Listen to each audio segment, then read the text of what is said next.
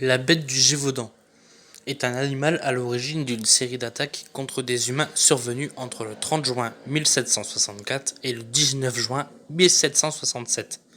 Ces attaques le plus souvent mortelles, entre 88 à 124 cas recensés selon les sources, eurent lieu surtout dans le nord de l'ancien pays du Gévaudan, qui correspond globalement au départ de la Lozère, région d'élevage. Quelques cas ont été signalés dans le sud de l'Auvergne, le nord du Vivarais, le Rouergue et le sud du Velay. La bête du Gévaudan dépassa rapidement le stade du fait divers, au point de mobiliser de nombreuses troupes royales et de donner naissance à toutes sortes de rumeurs et croyances. Tant sur sa nature perçue tour à tour par les contemporains, comme un loup, un animal exotique, un sorcier capable de charmer les balles, voire même un loup-garou, ou un tueur en série à une époque plus récente. Que sur les raisons qui l'a poussé à s'attaquer aux populations, du châtiment divin à la théorie de l'animal dressé pour tuer, alors qu'une centaine d'attaques équivalentes se sont produites au cours de l'histoire de France, peuplée par environ 20 000 loups à cette époque, ce drame intervient opportunément pour la presse en mal de vente après la guerre de 7 ans.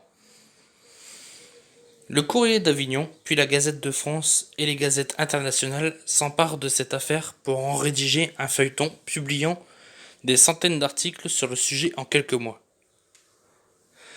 Parmi les nombreux animaux abattus au cours de cette période, deux canidés sont soupçonnés d'être la bête. Le premier est un grand loup tué par François-Antoine Porte, arquebuse du roi de France, sur le domaine de l'abbaye royale des Chazes en septembre 1765.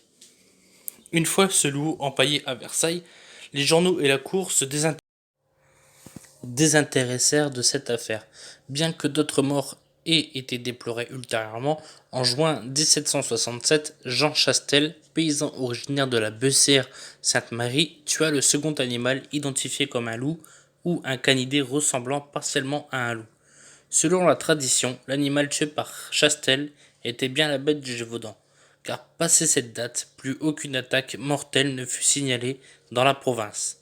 L'identité biologique du ou des canidés responsables des attaques fait toujours l'objet de débats, avivés par la polémique liée à la réapparition du loup gris en France et par les controverses sur la dangerosité de Cani lupus.